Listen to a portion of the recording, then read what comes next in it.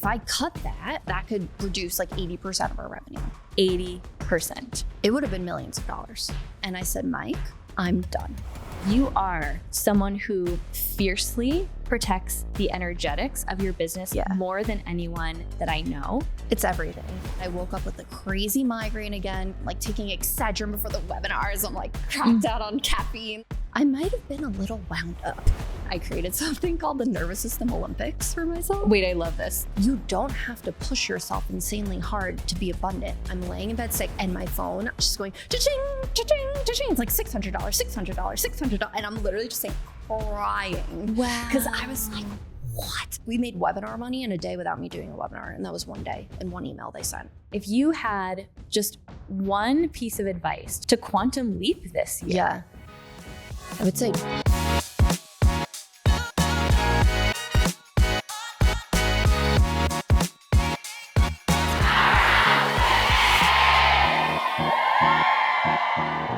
today we're talking about how to optimize as an entrepreneur, how you can work smarter, not harder. I know we hear that thrown around a lot, but I'm bringing back one of our top guests of all time, Kat Norton, AKA Miss Excel. And we're talking about some big shifts she made in her business this year, including one that could have tanked about 80 to 90% of their revenue. And you're going to hear what happened when she listened to the intuition to do less, not more, and how it helped her scale the business to levels that she didn't know possible.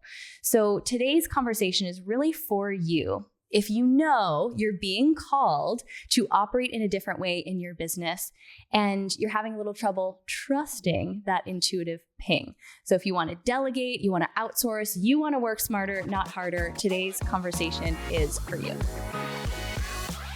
Kat Norton, welcome back to Powerhouse Women. We back, baby.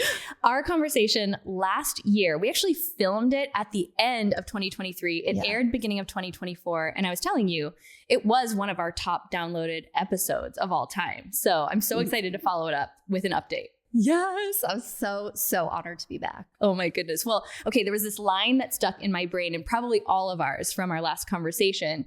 And you were talking about your journey of building Miss Excel, which has completely grown in huge ways over the last year.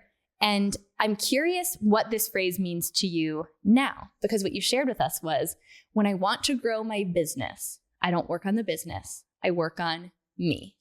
Yeah.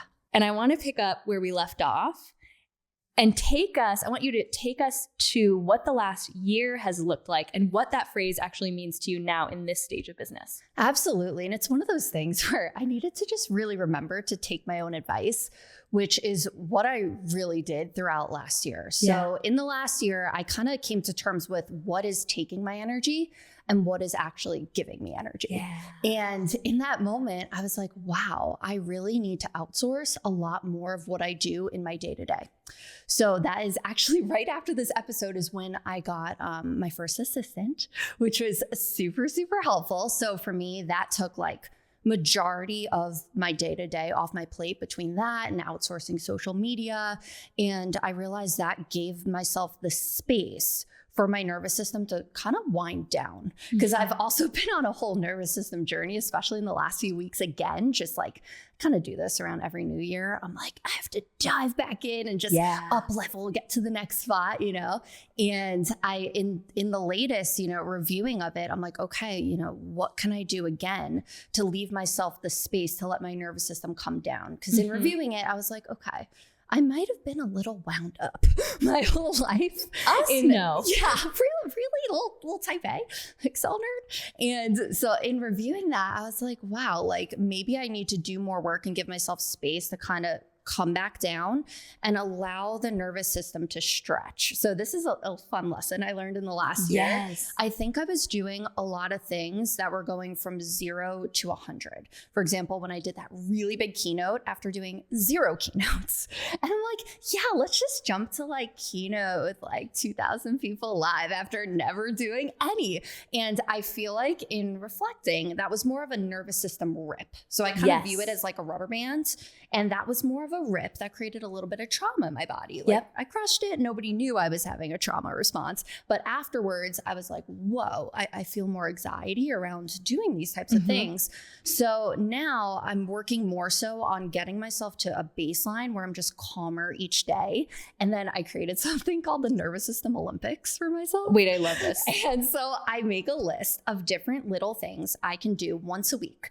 And I have levels to it. Like, there's levels to this shit. There's like level 1, 2, 3, 4, 5. Wait, is there a spreadsheet to it? Oh yeah, spreadsheet incoming. So right now it's a note in my phone, but it will, as these grow, I'm going to need to transfer just because we're going to need sorting capabilities. Absolutely. And filtering, lots of filtering and check boxes. So but essentially I'm like, okay, what are things I could do to stretch? Because I kind of cocooned the opposite way after this year.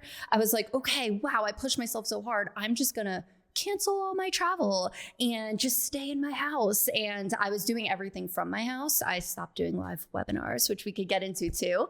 And I was like, wow, like, and I kind of just went back into like a really tight rubber band with my nervous system. So now I've been working on, okay, how can we do little things to stretch it? And like things like that for me is driving. So I realized I barely have been driving because Mike and I pretty much do everything together. And like my trainer's at my house, like everything's kind of at my house now. Yeah.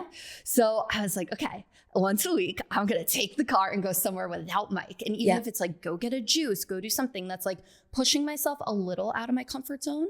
Cause I don't know what it is about driving. My body has like you could die right now. Like it just like drops in, you know? So I was like, okay, I'm going to start doing these little things, my nervous system Olympics that aren't dramatic. It's literally like going to get a juice. I'm not going to be like having heart palpitations, but I'm like, okay, you know, I did something a little stretchy. So that like, I did it today. I drove myself to Sparkle Bar to get this flawless face of makeup. We did some makeup today, but Mike was like, do you want me to take you? And I'm like, no, I'm going to drive myself because I have to get more used to like doing little things that I don't normally do, because that also creates the neuroplasticity in the brain when you're doing things outside of your norm, which I realized I was thriving on the routines for a moment, which I do think is really important when you're de-escalating the body.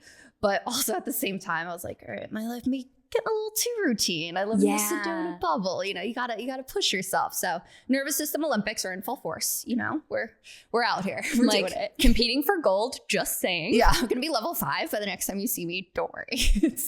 It's so good though, because I actually just recorded a solo episode series talking about some of the things that I've learned about how to actually achieve goals and how to integrate so that the achieving of the goal isn't a one-time thing. It's sort of my normal way of operating and understanding so much more about the nervous system, understanding that part of it is, I like the word titration, which is like the exposure in small ways to things that stretch us. I learned this from someone way smarter than me. It's a cool word. But to start to expand the range of our nervous system, expand the range. Because a lot of what I think I was doing before was more of a forcing energy, like you said, that could actually create a rupture that then takes time to repair from, and then even sometimes can plant, if we're not careful, can plant the evidence for why I shouldn't do that thing again. Yeah. Even if, like you said, the speaking engagement in front of 2,000 people went well, if it felt so overloading to our physiological makeup, it wouldn't necessarily feel like an opportunity you would want to call in again, even though it could be something that's really supportive of your business. 100%. I think it's so big. Like that's been one of my biggest lessons. Because at first, every quarter, I was doing something that just scared the shit out of me. I was like, what can I do? And now I'm like, okay, how can we like step it like a ladder so we don't create trauma in the body? And so that's where now, you know, nervous system Olympics, we're doing rounds and rounds of the different games and just going to work my way. And way more fun than the word titration. I'm stealing nervous system Olympics. I love it. And we're not competing against one another. We're in our own Olympics and we can both be gold medalists. This is so smart. So take us into the nervous system work and how you're seeing it show up within the decisions you're making in the business, and then how that's translating to different financial results too. Totally. So for me, one of the biggest things, and honestly, one of the best things I did for my nervous system was in November. I think I hit my rock bottom with the webinars.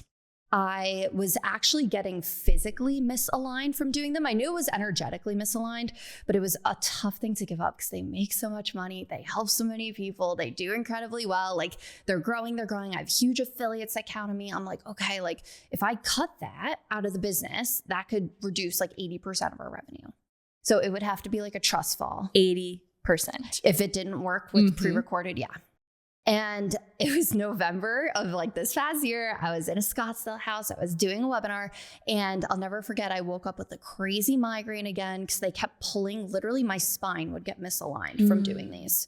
Like vertebrae would come out. I'd get radiating headaches. I'm like taking Excedrin before the webinars. I'm like cracked out on caffeine, like just like eek. And they'd go so well to everyone else but me. And I got out of that one and I said, Mike, this is the last time we're coming to this house. I'm done. And I turned to my team and bless them. I voice note them. I'm like, guys, like that was my last webinar. I'm done. And they're like, let's do it. Let's flip them to evergreen. We got this. And so we flipped our entire business model to now pre-recorded webinars. And they're actually outperforming our live webinars, which has been incredible. Cause like the show up rates are higher because the date time slots are like way closer and conversion's been higher. And it was one of those things where I don't think I ever would have tried it unless I hit a rock bottom with my body, like screaming at me from doing, because I would do them back to back, like 6 in a row over 3 days. And it's thousands and thousands of people every few hours. And it, you know, it was like machine mode. Like I was studying my body. I'm like, what can I do? So I'm in top peak performance. I'm not an athlete, but that was my athletic. I mean, you're like an Olympian. Yeah, I'm an Olympian. And that was the peak of my athleticism.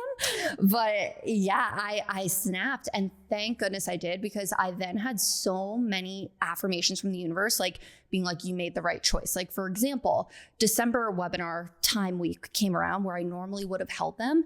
And at that point, like my backup plan was to hold them at my house. So I was like, I will find a way to get Wi-Fi at my house. Cause I'm like, maybe just being in my own home, cause it's like my sanctuary in there. Yes. And I was like, maybe that'll make these easier for me. And I forgot my interior designer had booked a photo shoot in my house those exact days. So I couldn't host them again. Like I was literally blocked, and I told the team, I'm like, it's the universe telling me we have to just switch to pre-recorded. Yes. Following month when I was supposed to host them, I was sick as hell. Like so sick, flu symptoms. And I would have, so like there's been so many times where the weeks we had them mapped out to be like just would not have worked. Like even all the Wi-Fi cut out in Sedona too. The week I was supposed to be having them, I would have been freaking out. So it's one of those things where like I've finally realized I mean, it's happened to me before, but sometimes you just need that reminder that we are so intuitively guided.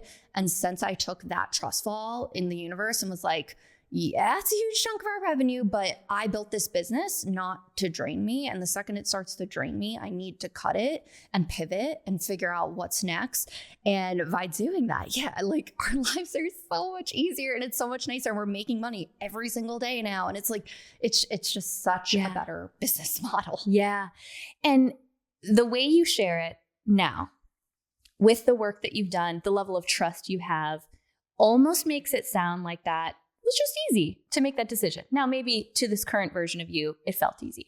I want to ground this with whatever you're comfortable sharing in terms of like real revenue numbers to invite people in to understand what a big potential risk you were taking in this step. So at its height, when the webinars were live, whatever numbers you want to put to it. And then what are you already seeing from listening to that intuition? It would have been millions of dollars that I was turning down. Yeah. Like throughout the year, it would have been millions of dollars in revenue, like from these actual events, and me sitting there being like, I can make money many ways and maybe this way is done. And it was hard, but at the same time, it wasn't, because it took me a really long time to get the lesson. Like I should have had this lesson probably 6 months earlier, but I just kept doing the same thing over and over and over. And by November, I think I finally cracked. So by then it's like a bad breakup. Like, you know, like you're finally at the spot where you're just like, you're at peace. Like it's done. And it was like that. Like it really, cause I could go into this performance mode, which I was doing, and no one could tell I was freaking out, but inside I was freaking out. My neck hurt, my back hurt. Like I was just like, so like nervous system dysregulated to the max. Like I literally had my feet on a grounding mat while I was doing it, because I kept leaving my body. Like it was one of those things where I just had to do so much to do these physically, because it was so misaligned, that now with this new method, it's so much more aligned, and like I have so much more free time. So I really like don't work much anymore. Yeah. And that was like a big theme of last year too, with the nervous system stuff. Like I didn't realize what it was doing to my body, pushing myself that hard too. And I finally took a look at it. Like my skin was crazy bad, the acne. And like, that's just like also, you know, another organ like yelling, and that's its way of showing itself. So I was like, I want to get to the root of this, and I want to give myself and my body the space to do that. So I basically didn't work much last year.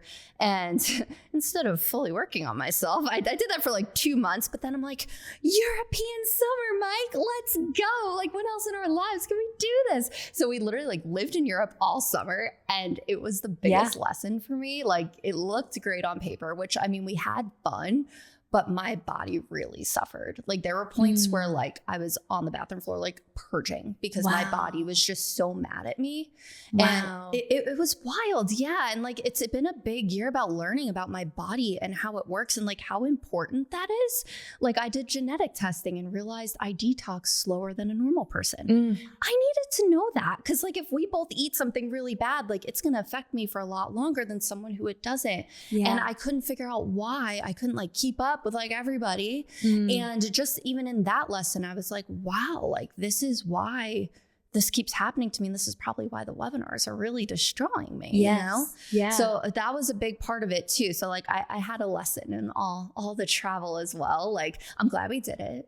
It's a bucket list thing done. But now I'm like, I really do need some routine and just like focusing and putting my health first, which I was not doing in this business. And it's so tricky when you are in many ways the face of the business. You were the one showing up on these calls. You have an entire team. How big is your team now? So I think we're 14 now. So that can be, whether we're consciously thinking this or not, it's a responsibility we're putting on ourselves. Yeah. There's a former version of me. I can just put myself in those shoes of thinking, well, I can't step back from this, or I can't risk this. There's so many people riding on me. Yeah. I get something out of this, of the immediate dopamine hit of seeing the sales come in. Yeah. Was there anything that you realized pattern-wise you had to shift in order to be ready to make that switch? That's a great question. I think it was because it was interesting. The webinars, like I wasn't even getting a dopamine hit from the money anymore. Not anymore. And that's where I was like, I expected it. So I would get off, and I was not like, so there was no like, cause that's the thing when you're doing like high performance stuff like that and you're putting your body through hell, and like, I'm just like, you know, not sleeping the night before, and it's so much riding on it. Like we have affiliates sending like thousands and thousands and thousands of people and using their ad spaces. So it's like all riding on my performance for that hour. So they're like incredibly high pressure. And I would do them, and it was like what we expected. And I'm like, great, I did my job, you know, but it was never like a woo. Like every once in a while I would get a huge one. I'd be like, woo. But it took a lot to shock me at that point, because I've done 150 of them. So like, it's, you know, if you're riding the same game, like they work, but it's, you know, where actually it was definitely, I had to just remind myself that I don't have to be physically working in that moment to make money. And I actually had that experience hardcore. And this actually brought me to tears, was when I was really sick. So like after the holidays, Mike and I got so sick. I was sick for 15 days, had a 5-day fever. It was like a crazy upgrade though. Like I felt so different on the other side. Yeah, ascension symptoms are real. It was the sickest I've ever been in my whole life. And I was laying in bed, literally like bedridden. And I did this, my friend Rachel taught me this. She puts on her phone a cha-ching noise every time she gets a sale. And it's like showing her subconscious. It's like good for the subconscious. Ooh. And so I had that on, and Morning Brew, one of our huge affiliates, pushed the webinar link. And my phone, I'm laying in bed sick, and it's just going cha-ching, cha-ching, cha-ching. It's like $600, $600, $600. And I'm literally just saying, crying. Wow. Because I was like, what? And you know, I was like, it's working. You know, like that was the first moment I had where it was like, oh my gosh, like I don't actually have to put my body through this. Wow. I did the work. We have so many high performing webinars now that we can switch in and out. And like, it was that actually moved me to tears for the first time, probably all year. Like the universe actually shocking me with something, because we were making literally more money. Like we made webinar money in a day without me doing a webinar. And that was one day and one email they sent. And I was like, whoa, so that for me was like kind of relearning, and it's more of reminding myself, because most of my business is passive. It's on-demand courses. So like, it was more so reminding myself like, hey, like you don't have to push yourself insanely hard to be abundant. Like it's more so getting into the energy of the abundance, and universe surprised me. Okay, so what are some of the things that you do consistently to help you connect and tap into the energy of abundance? Ooh, great question. So one thing I started doing was like this I am practice. So my body worker, Jacob, taught me this. It's really cool. So you basically, it's so simple too. Right when I wake up in the morning or before I go to sleep, when you're kind of in like theta brainwaves, I start just like programming my subconscious. And, it's like, I am confident, I am abundant, and like whatever it is. And it's funny because if it's also a really good test, if you do it out loud and you can tell in your voice current when you don't believe something. Okay, what does it sound like? How is it different? So it's not going to come out as confident. Like, I'm smart, I am beautiful, I am brunette. Like, it's just like, I feel it in my body. Like I'm not brunette. It almost kind of just like, doesn't. It's just and that was me like doing it fast. But like when you're like in the zone with yourself, like just say something that's completely false and see how your body reacts. To notice. Yeah. To notice the feeling. And then once you have that feeling, you can kind of see like, okay, like where do I actually need to work on? Because like I was doing, I feel healthy, and my body was not fully believing it. Yeah. I was like, well, why does your skin look like that?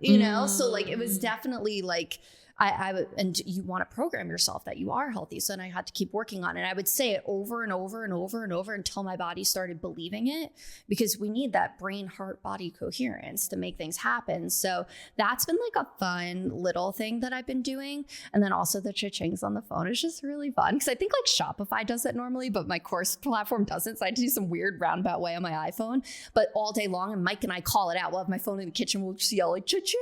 So like hear it go off around the house and stuff, and just kind of staying in that high vibe frequency. Like something else I do too is we drive around a lot.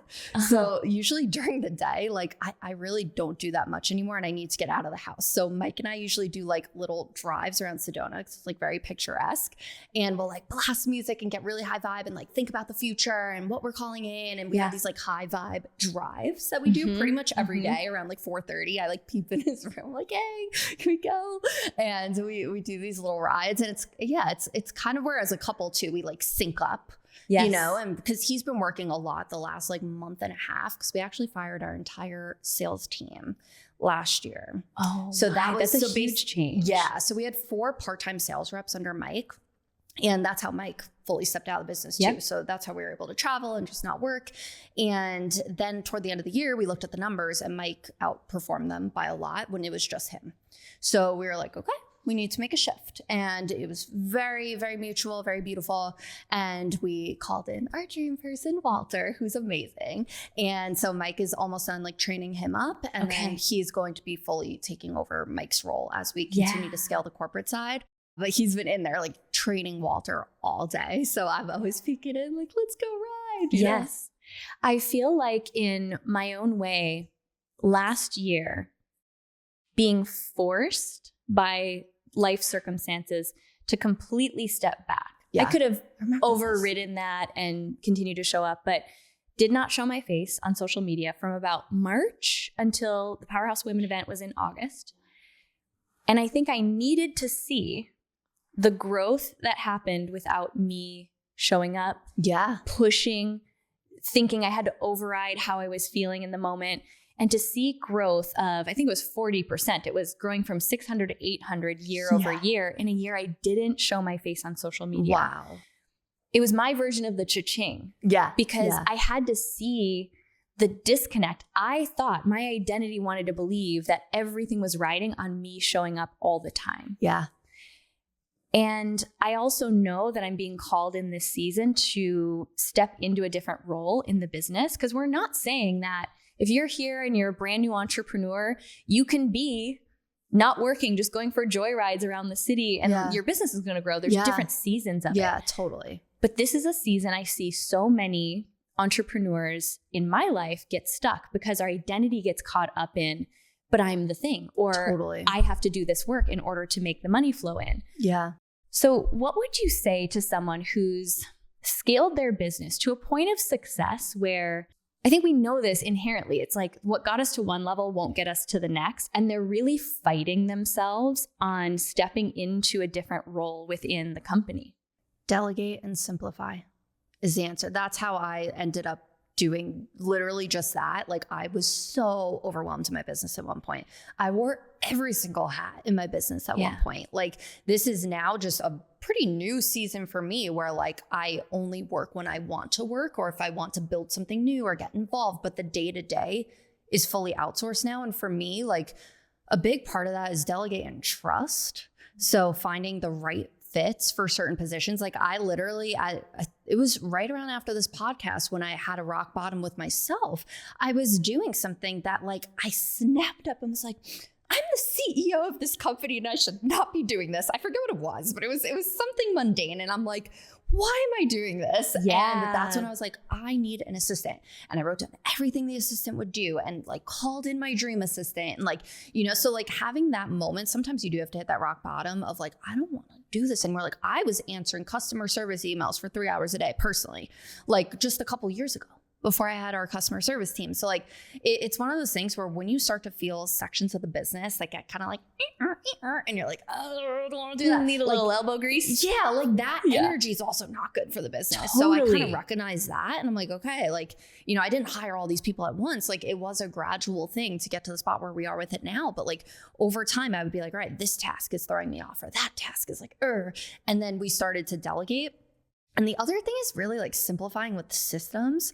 Like everything could either be a person or a system. Like every problem, I'm like, is this a person problem or is this a system problem? And most of the time for us, it's like, how can we like fix the systems? Because we have a lot of systems at Miss Excel. Yeah. And even like little things, like we were using 3 different email senders. So if someone unsubscribed, like a series of zaps went out to like all our different platforms we were using.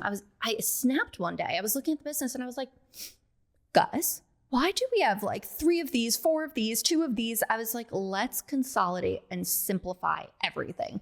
I was like, I don't care if it takes a while. Let's just at least get the ball rolling. So that's what we've been in the process of now, is really just continuing to simplify, because it was really, it was complicated. So we simplified, we added SOPs for things, you know. I would say biggest advice though would be simplify where you can. Put systems where you can if you don't have the overhead to hire. And then if you do have the overhead to hire, or if you do something where it's, you know, like even like outsourcing, if you're doing sales calls, outsource that because it's commission based, you know, something like that if you don't have the immediate overhead. And then, just getting comfortable delegating and trusting, because like that was a big thing for me too. Like even down to my social media content, like they make all the content without me and post it without me. Like I film if I feel like filming, maybe a couple times a year if they need content, but like they're so good, literally 10 times better than I was at the role, you know? Yeah. Okay. There's a couple things. There's actually multiple things that I'm obsessed with about you. One of the reasons I love having you in my life, you're such an expander. You're a reminder that our energy as the CEO, as the leader, is the most important thing, meaning the energy that we embody and how limited we are in our mind. Yeah. How, even when you talked about the drives that you go on and you're really getting into a peak state and you're envisioning the future. For someone who is at this point, they're like, okay, I do know I need to delegate. Talk about the energetics of your hiring process. How do you call in your perfect team member? Oh, it's great. We have such a great hiring process that we literally have used every single time. And we've never had a person quit. We only we let go of the sales team that time, but like we've never had someone be like, I don't want to work here. Like every time it's always been just like a and the way that we do it is really through intuition. So it's interesting. We first always do, because we just have a lot of volume. So if we put out a job opportunity, it's like hundreds of people applying within 48 hours. So we keep it really tight on the window. We have a jot form that's like kind of like an initial screening form where we have questions for them to answer, and we see how much effort did they put into the questions. Did they, do they seem aligned for the role? And then we use this platform called HireFlix. It's kind of like the Netflix of hiring. And what you do is you can do one-way video interviews. So that way you are not on 100 interviews. Cause for me, like that would not work. So we have one-way video interviews where I ask them like a couple like simple questions. Like sometimes it's more like, how do you handle stress? Cause I like just little things like that, or like, something really like very related to the role. Like when we did the sales role one, and we have these one-way interviews that we put on the TV. It's almost like The Bachelor. Oh my goodness. We literally like watch the TV, and immediately my intuition is just like, boom, that's my person. Like, for example, Tika heads my customer service.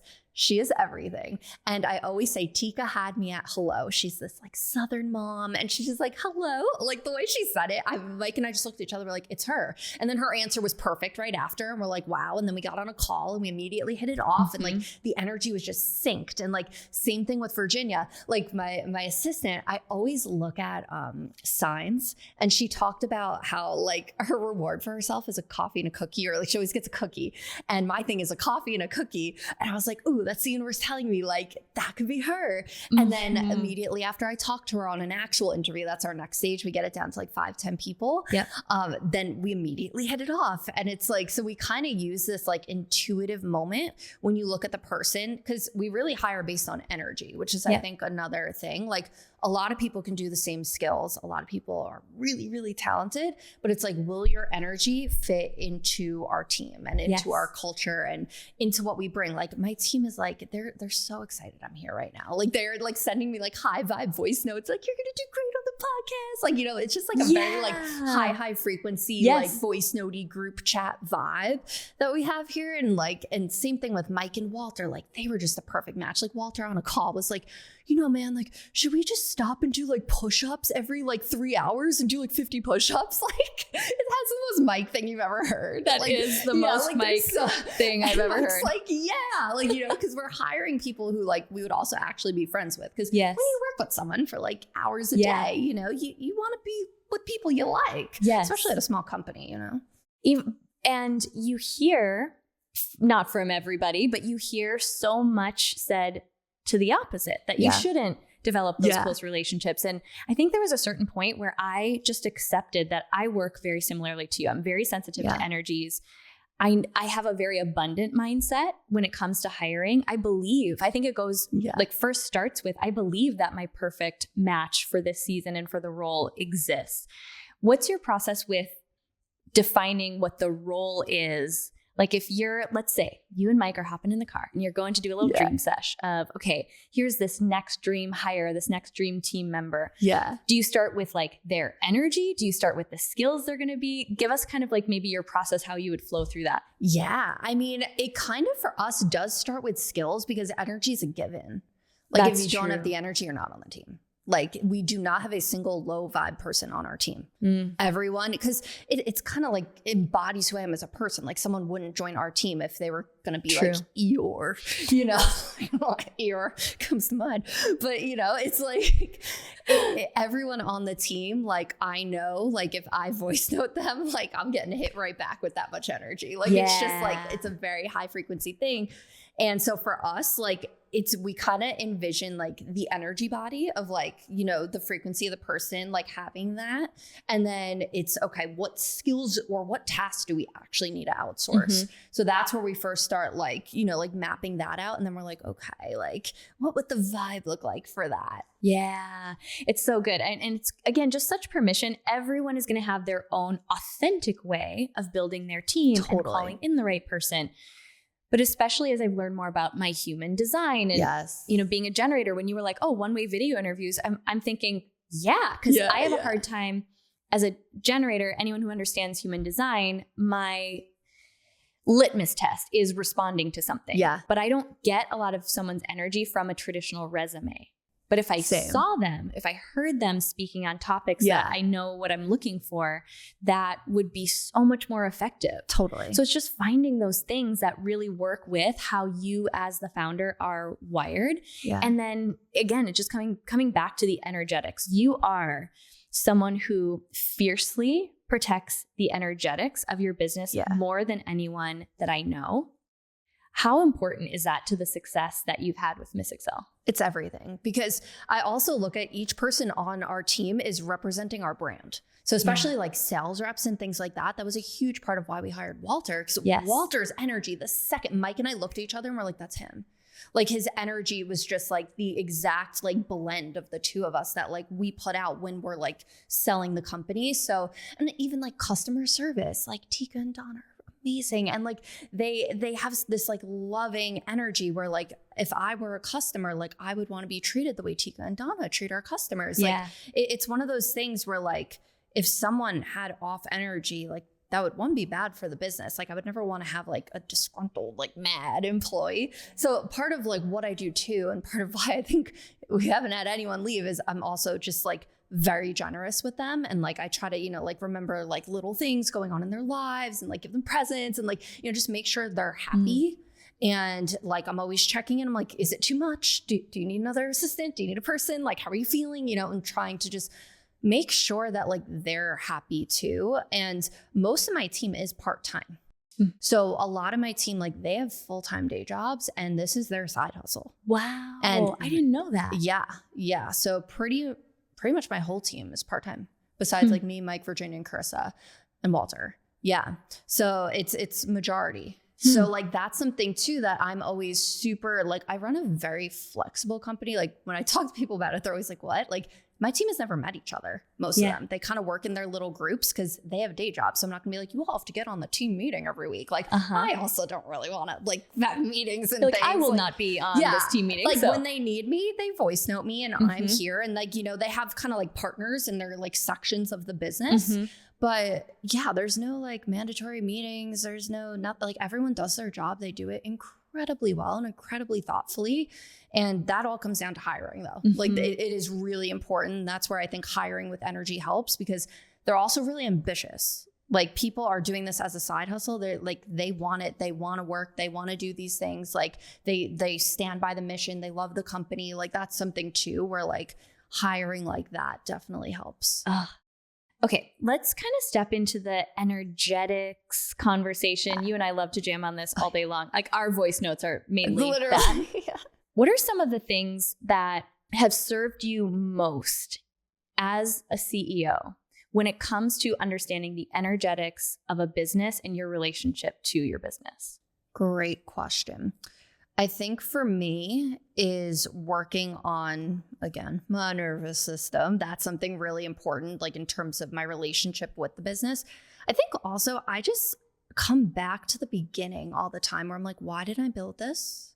Not to be really stressed and working 50 hours a week. That's not why I built this. You know, so I like come back, and if it's ever sucking the life out of me, like when I'm building a course, like I'm in it. Like when I'm doing something, like I go generator mode, I try to like bang it out in a week, and I'm doing like 50, 60, 70 hour weeks. And then other times I don't work at all. Like, but it's like one of those things where like when I'm in it, I'm on a project, I want to do it, I do it.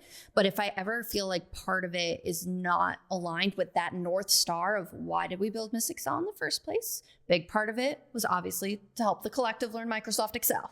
Very important. Very important. No, because people literally save hours in their week. Absolutely. So I'm like, that was North Star number one. North Star number two, though, was to get myself freedom back. Yeah. Because I didn't want to live the life I was living. And then freedom for my family, freedom for Mike, freedom for the team. Yeah. So that if I'm ever straying from either of the missions, which the Excel part runs itself, bless. But the freedom part, if that's ever starting to stray, I'm like, that's what happened with the webinars. I'm like, how did I find myself here? Because webinar weeks are so intense, so much energy. And I finally, you know, drew the line with that too. It's kind of just coming back to like your North Star of like, okay, why am I doing this? And is it aligned? And I got like crazy with the boundaries over the last few months. Like, okay, this is important. We got to talk about this. Oh yeah. So it was funny because like there's this one client that I'm on every year and they book me out for a ton of sessions. And it, like immediately in the year, I get booked out for me to do the performing. Like I run all these 90-minute events. Yes. And I finally turned to Mike and he would book me out in like January. I'd have to revolve my whole calendar around these events throughout the year because they're already pre-booked.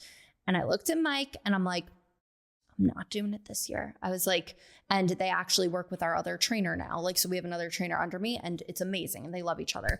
But like, it was one of those things where I had to turn to Mike and be like, turn down the client, tell them I no longer do this because I don't. And, you know, we have an amazing trainer who can do it at the same price and they agreed. Yes. And that was that. So like, that was like one thing. And then another like massive company asked me to do a training that was just not aligned for me. And I was trying to fit the square peg in the round hole. And I was like, and I shot him down. I was like, you know what? I'm not the best person for this. And I turned down the money. I turned down the name because I was like, you know what? I'm not going to spend months like stressing about something. And so, and that opens up more energy again for bigger things to come through. So like turning down like even like money, like literally turning down cash just because it's misaligned, because it's forcing me to think about or do something that I don't actually want to do. Turning down consistent money because the second I get there, I'm like, oh, like I'm tired. I don't want to do this. Like, and then the webinars was like a huge money thing where I was just like, no. So like that was where my boundaries, I was like, if I grew the business by having boundaries like this, like I will continue to grow the business by having boundaries like this. And just because I forgot them for a little bit doesn't mean we can't come back. Happens to the best of us. Yeah. And that's so easy to say. And it's so easy for us to find ourselves like you did in a path that you're like, how did I get here? Yeah. The truth is we get there by compromising that boundary just a little. Yeah. And then just a little more and a little more. And all of a sudden we find ourselves way off course. Totally. And I just think this is so important. What I love about this conversation, what I'm being expanded by is just this reminder that our ultimate role as the guides of these visions is to keep expanding ourselves and to understand that the energy that we physically have to infuse into our creations is everything. Yeah. There's actually no price that is worth compromising my creative energy. Yeah. And I've definitely found myself in seasons where I just was off track. It's been a lot of calling that back this year. Totally. So in this current season, how do you see your role within the company? I mean, right now, I'm definitely in a spot of like, we are cleaning up systems. So like, you know, we have like fire drills and things happening where my role right now, the last few weeks, especially after being so sick, I really have been taking it easy lately. I have been just like on call basically. So like when things are happening, people need to run stuff by me. I'm kind of like more so on call and then using that time to focus on my health like that I have back. Like I've been sauning every day, red light therapy, like body work massages, just like everything. I have like a biohacking checklist that I do every day with a habit tracker. So I've been going through and just like, I'm like, okay, business is kind of calm right now. Let me take this time, work on me, get me aligned, get my nervous system aligned, doing nervous system things every day. And then like, I'm here when the team needs me, we go. Yeah. Then my next phase that I'm doing after this is I'm building out a new corporate product that is a pre-recorded corporate product. So that way we can continue to sell me without me. Because the demand for me was so crazy. I would literally be on calls all the time hosting these trainings.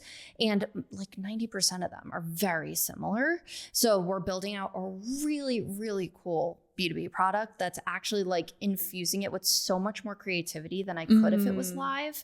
And like we can leverage AI. I'm in different places. I'm in different worlds, different outfits, like all of that. So it's so cool. I have like robot outfits. I have crazy outfits. So it's going to be like, you had me at outfits. Sick. I will show you the trailer when it comes out. So we just built behind the scenes, our team, all of that. So now my next phase is probably in the next couple of weeks. I'm going to sit and film it. Yeah. And then we have a platform on the back end that gives this really cool customized experience to the company when they play it, and they have our team for support on there. So they still get live Q&A stuff. Yeah. But in the sense of like, it's just such a cooler experience when you can do the editing and the things versus like a normal class. Cause that's something with our business I've realized, like I am very much on the cutting edge in the Excel business of making shit cool. And that's my thing. So my job is to continue to just keep pushing the boundary of what a normal learning setting looks like. Yeah. Because I really want to like disrupt that industry where it's like so many online courses are so boring. They're like, or they're just like slides and a voiceover, an Excel screen and a voiceover. No outfit changes. No, nothing. And I'm like, the Jim Quick's learning theory, like information plus emotion is what equals a memory. So if you are not sparking the emotion in people and just flooding them with information, how are they going to recall the information? And that's why our students do so well. So I was like, how can I just stay on the cutting edge and just be the coolest teacher ever? So I'm this new B2B product is going to be my best work yet. I'm very excited. We built a studio in my house. I can film it all in my house, which is so nice, and pop it to our editor. And yeah, I'm really, really excited to see where that goes. Because once we could start selling me again, because I basically was like, we only sell our trainer now and our courses for corporate, like no longer me. And because it was, just, I would have to rent houses in Scottsdale every time I had big ones too, and leave my house. It was like a lot for Wi-Fi purposes. So yeah, I'm really excited to create again though with that. So I've been like, kind of like, I have seasons where I go like, and I build a bunch of stuff and then I'm like calm. And then I build a bunch of stuff and I'm calm. So I'm on like the tail end of the calm era. Ramping up. We're about to go. Doing our stretches. Yeah. Because that's important. Breath work. Yeah. Ready to go. Got to warm up when we're in our 30s and 40s. Yeah. You just continue to be the ultimate expander for me in the way business can look. And I'm so grateful to have you in my life. I got so much from this conversation, and it's fun because we haven't gotten to like full on drop in to a business chat in about a year, really. To hear where the business is at, I think it's ultimate permission, especially for those women who listen to the show who've already built a 7+ figure business, to realize your role within that business does have to constantly evolve. Yes. And how it looks more and more like prioritizing you as the creative being who's infusing your energy into this team and into the offerings. And it's going to look so unique for each of us. So if you were to like leave everybody, let's speak specifically to that entrepreneur who's already created a really successful business. Yeah. If you had just one piece of advice to leave her with to quantum leap this year, what would be the number one thing you would tell her to prioritize? I would say don't be afraid to delegate. Yeah. Because that's one thing. Like I've talked to I was literally talking to like a 7-figure business owner the other day, and she was like, I still work like 50 hours a week. And I can't get rid of these certain things. And I was like, whoa, like it's just a leap of faith, like finding that right fit. But once you do, the amount of time you get back, like that's something I treasure now, having time to work on my health. Like I've been running my whole life. And like, that was a big part of building this, is to get myself like truly at peace and to be a calm girly. Maybe by next podcast, I'll be a calm girl. I don't know. Soft girl season. I don't know. Soft girl. I don't know. My friend Anna calls it, she's like, I have soft girl season and then daddy season. I was like, can I be like a soft daddy? Yes. I was like, I think I'm both, but I get it. I really do get it. Love her. I think I'm craving a shift into a different way of operating that is infused with ease. Yeah. But it's very intentional. I love that. And I think what I hear you doing too is like returning to the magic of what made the business successful in the first place. Absolutely. Like, and trusting the universe like that. I did a huge ass trust fall in November. It was just like, throw it down the drain, guys, and just trusted that this completely other business model was going to work, and our affiliates are through the roof. Like it's just so nice because they don't have to show up either, and they don't have set dates to promote either. So it's like, it's been one of those things that's been better for all of us, but I was putting so much pressure on me to like run the hamster wheel and like do the thing. And like, I'm helping way more people now too, because it could run all the time. It's crazy. What a thought. I know. It's like the whole, I guess I've only heard about this for like years. I'm like, yeah, couldn't be me. Evergreen webinars. Work smarter, not harder. I'm like, nah. Here we are, team. Here we are. It's so good. And that's why sharing stories like these, pulling back the curtain, sharing with people even how amazing your summer travels were, that you were in a place that it didn't feel good, and using that as an opportunity to say, okay, something's got to shift. Totally. I'm just so proud of you. I'm so proud to know you. I'm excited to continue watching this unfold because it's just the reminder that anything is possible. It's true. And you can really design the business that feels great for you and your nervous system. Always. So where can people connect with you? If, we get to talk a lot more about your personal journey. There's the whole Miss Excel side. So if people are wanting to spruce up the way that they are educating their teams, their companies about Excel, if they want to get on board with these outfit changes and these, really, you're doing some cool, very innovative things in this space. So tell everybody where they can connect with you, where they can find these evergreen products now, and the best place to learn more. Yes. So best spot would probably be Instagram. So be miss.excel. Miss.excel is the handle. We're actually on every platform now as well. So if you have a different favorite one, but Instagram's our main. And it's always fun to get to revisit this last question, because we all have so much growth. You've had so much growth over the last year since we last sat down for a podcast. And it's an opportunity to acknowledge yourself. And we just call it a powerhouse moment. It can be anything big or small that you just want to take a moment and be like, you know what? I rocked that. Or I'm so proud of myself for listening to that. So when I say, what's a recent powerhouse moment you want to celebrate? What's the first thing that pops into your mind? That was me throwing webinars down the drain. Yeah. I think that was definitely my big moment. And it took a minute to get there.